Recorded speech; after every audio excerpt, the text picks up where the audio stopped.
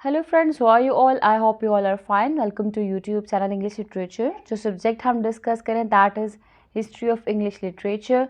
और हम लोग इसमें रेस्टोरेशन पीरियड के बारे में बात कर रहे थे.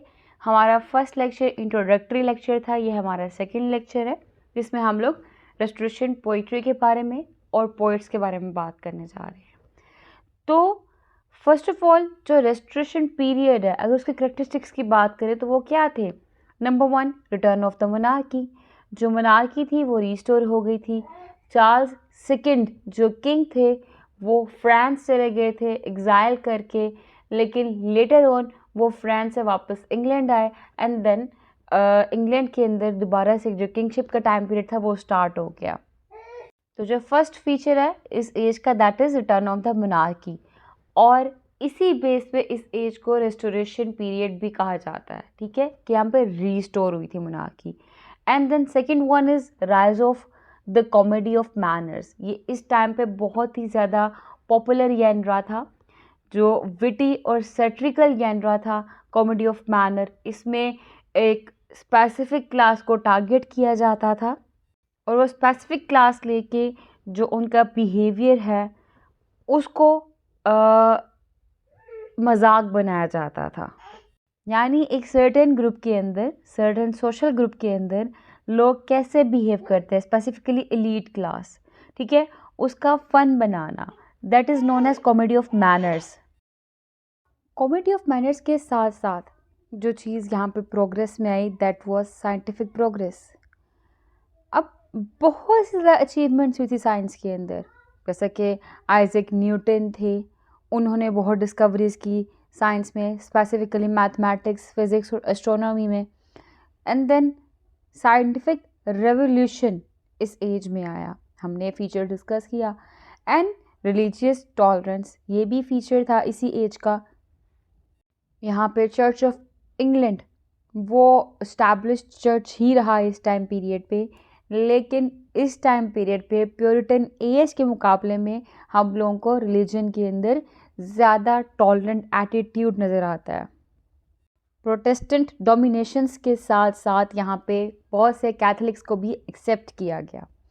And cultural flourishing which is also another important aspect of this age. ये तो थे जी रेस्टोरेशन एज जो थी उसके करेक्टरिस्टिक्स. पोइट्री की बात की जाए तो इसमें हम लोगों को पोइट्री के अंदर सेलिब्रेशन ऑफ द रेस्टोरेशन नज़र आता है. What does this mean? अब बहुत सालों से राउंड अबाउट 18 ईयर्स प्योरिटन के रिप्रेशन के अंडर पोइट्री को और ड्रामा को सप्रेस किया गया. ठीक है, यानी कि जो लिटरेरी टेस्ट था उसको सप्रेस किया गया. मगर जब ये टाइम पीरियड आया, चार्ल्स सेकंड आया जो कि खुद एक शौकीन मजाज बंदा था, वो आके जब चेंज लेके आया, उस चेंज को बहुत से राइटर ने सेलिब्रेट किया.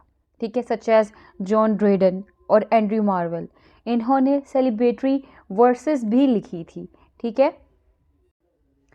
अब ये तो हो गया सेलिब्रेटरी वर्सेस जो कि जॉन ड्रेडन ने और मैथ्यू और मार्वेल ने लिखी थी, एंड्रयू मार्वेल ने. इसके बाद इस एज में एम्फेसाइज किया गया विट पे, इंटेलेक्ट पे, सिटायर पे, यानी वैल्यू दी गई किसको? क्लेवरनेस को, वर्ड प्ले को. ठीक है, कि अल्फाज के साथ खेलना, सिटायर का और आयरनी का यूज़ किया गया. मतलब जो सोशल और पॉलिटिकल इश्यूज थे उनमें रिफॉर्मेशन लेके आने के लिए उनके में जो फीलिंग्स थी उनको हाईलाइट किया गया राइटिंग के अंदर. और अपनी राइटिंग की इंस्पिरेशन ना ये लोग होरेस, ओविड, इस तरह के जो क्लासिकल राइटर्स थे उनकी राइटिंग से लेते थे. फर्दर यहाँ पे हीरोइक कपलेट उसकी डेवलपमेंट हुई. और जो जॉन ड्रेडन है जिसकी वजह से ये एज फेमस है, ठीक है, उन्होंने इसको इंट्रोड्यूस करवाया इस एज के अंदर, अपनी हर राइटिंग में यूज़ किया. हीरोइक कपलेट होता क्या है? बेसिकली आयम्बिक पेंटामीटर, 2 वर्सेस होती हैं जो कि आयम्बिक पेंटामीटर के फॉर्मेट में लिखी जाती हैं, उसको हम कहते हैं हीरोइक कपलेट. और आयम्ब का अंदर मतलब क्या होता है? अनस्ट्रेस्ड स्ट्रेस्ड, अनस्ट्रेस्ड स्ट्रेस्ड, ये पैटर्न फॉलो किया जाता है. और जब पेंटा हो जाए, पेंटा मतलब क्या होता है? ये 5 टाइम चल रहा है, 1 2 3 4 5, ठीक है, यानी कि 10 सिलेबल्स आते हैं पेंटामीटर के अंदर. तो रेस्टोरेशन पोइट्री के अंदर आयम्बिक पेंटामीटर का pattern through and through follow किया गया. ठीक है, और फर्दर इसके अंदर रीज़न को एम्फसाइज़ किया गया, ऑर्डर को एम्फसाइज़ किया गया, और पेंटामीटर की टेक्निक यूज़ करके पोइट्री में sense of balance and closure भी आती है। ठीक, अब फर्दर है जी एक्सप्लोरेशन ऑफ डाइवर्स थीम्स। बहुत से थीम्स जैसे कि पेस्टोरल थीम्स हो गए, और इसके अलावा लव का थीम, लॉस का थीम, नेचर का थीम, ह्यूमन कंडीशन का थीम। ठीक है, और जब पेस्टोरल मैंने बात की तो ऑब्वियस सी बात है रूरल लैंडस्केप सारे आ जाएंगे। ये सारा कुछ डिस्कस किया गया इन पोइट्री में, इस पोइट्री के अंदर। और इसके अंदर फर्दर कोर्ट लाइफ को और कोर्ट लाइफ के जो कॉम्प्लेक्सिटीज़ हैं उनको भी डिस्कस किया गया। क्लियर। फिर इमर्जेंस ऑफ न्यू वॉइसेस। यहाँ पे फर्स्ट टाइम हमने देखा कि फ़ीमेल राइटर ने राइटिंग स्टार्ट की, such as Aphra Behn. Aphra Behn का बहुत इंपॉर्टेंट नेम है, ये पॉलिटिक्स के लिए भी लिखती थी। ठीक है, और ये फीमेल राइट्स के लिए, जेंडर रोल्स के लिए लिखती थी। हम इनको फेमिनिस्ट राइटर भी कहते हैं। ठीक है, APHRABEHN, एफ्रा बेन। ठीक है, तो ये बहुत इंपॉर्टेंट नेम है इनका। तो हम कह सकते हैं कि इमर्जेंस ऑफ न्यू वॉइसेस के अंदर फीमेल जो पोइट्स हैं सच एज एफ्रा बेन, इनका एक डोमिनेंट नेम है। ये एक स्पेसिफिकली प्रोज राइटर है। ठीक है, लेकिन उन्होंने पोइट्री भी लिखी थी जिन्होंने ट्रेडिशनल जेंडर रोल को चैलेंज किया था। फिर connection to the scientific revolution. अब इस टाइम पे क्या हुआ, बोर्जुआ क्लास, उनका इंटरेस्ट साइंस में था। ठीक है, जो मिडिल क्लास थे उनका इंटरेस्ट साइंस में था। साइंस से नेचुरल वर्ल्ड के अंदर बहुत सी डिस्कवरीज आ रही थी, और ये डिस्कवरीज, ये साइंस वर्ल्ड के साथ कनेक्शन, ये हम लोग को लिटरेरी वर्क्स में भी नज़र आने लग पड़ा। सच एज जॉन मिल्टन, उन्होंने अपना वर्क प्रोड्यूस किया पैराडाइज लॉस्ट, उसमें बहुत से साइंटिफिक इमेजरी और मेटाफर्स हम लोग को नजर आते हैं। And then influence on later literature. जो लेटर लिटरेचर यानी कि 18th सेंचुरी का लिटरेचर है, उसके ऊपर इसका एक ग्रेटेस्ट इन्फ्लुएंस है। सच एज इस टाइम पीरियड पे सेट्रिकल पोइट्री की जा रही थी, विट बेस्ड पोइट्री की जा रही थी, इंटेलेक्ट बेस्ड पोइट्री की जा रही थी। वही विट, वही सिटायर, वही फॉर्मल मास्टरी हम लोगों को जो 18th सेंचुरी के लिटरेचर है उसमें नज़र आती है। अलेक्जेंडर पोप की the rape of the lock देख ले, जोनाथन स्विफ्ट का गुलिवर्स ट्रैवल देख ले, उन सब के अंदर हम लोगों को ये सारी मशीनरी, सारी टूल्स जो हैं इस रेस्टोरेशन पीरियड की यूज़ की गई, जो वो उसमें भी हम लोगों को नज़र आती हैं। ठीक है, तो ये कुछ पोइट्री के करैक्टरिस्टिक्स थे। अब बिग 5 नेम, कुछ इम्पॉर्टेंट नेम हैं जो हम लोगों को इस एज में मिलते हैं, सच एज जॉन ड्रेडन। बहुत ही इम्पॉर्टेंट नेम है, और इनके ऊपर मैं एक सेपरेट लेक्चर भी रिकॉर्ड करूँगी। यहाँ पे जस्ट ओवरव्यू दूंगी इनका। ये अपने वर्सटाइल राइटर की बेस पे बहुत फेमस थे। इन्होंने स्टायर्स और प्लेज और पोइट्रीज प्रोड्यूस की। इन्होंने हीरोइक कपलेट को इंट्रोड्यूस करवाया, और उस हीरोइक कपलेट को इंट्रोड्यूस करवाने की बेस पे ये इस एज के अंदर बहुत ज़्यादा फेमस है, और सबसे ज़्यादा वर्क इन्होंने ही किया था इस एज के अंदर।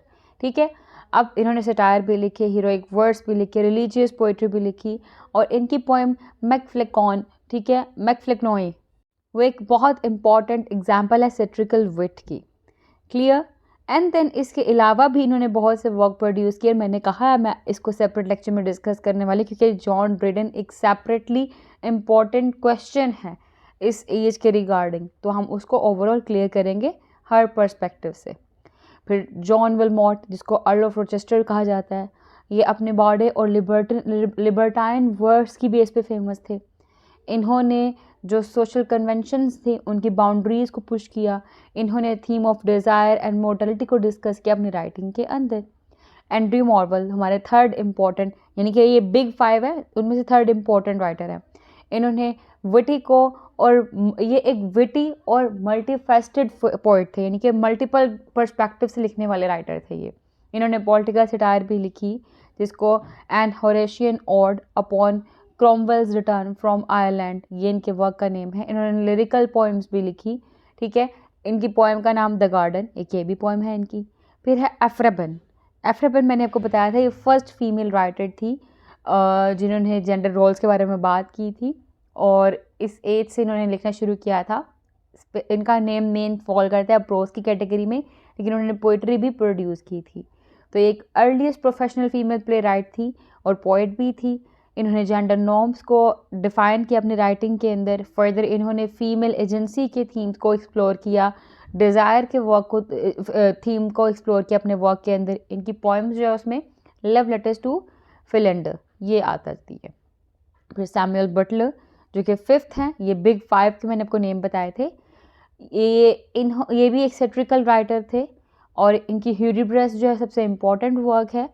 ये अपने राइटिंग के अंदर कॉमेडी ऑफ मैनर का स्टाइल को यूज़ करते थे, ठीक है। ये रिलीजन को और उनकी जो हिपोक्रेसी है, जो पॉलिटिकल टर्मोइल हैं, उनको डिस्कस करते थे अपनी राइटिंग के अंदर।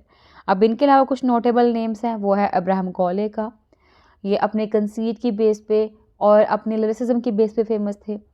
और फर्दर जो है हमारे पास मैथ्यू प्रॉयर का नेम आ जाता है, जो कि डिप्लोमेट और विट राइटर थे। इन्होंने अपनी पोएम के अंदर सोशल एंड पॉलिटिकल लाइफ के ऊपर कमेंट्री की। फिर थॉमस ऑटवे का नेम आता है हमारे पास, जिन्होंने ट्रैजिक प्लेस लिखे, मेलनकोलिक पोइट्री लिखी और theme of love, loss and despair को डिस्कस किया अपनी राइटिंग के अंदर। देन है चार्ल्स कॉटन का नेम हमारे पास। ये भी एक वर्सटाइल राइटर थे।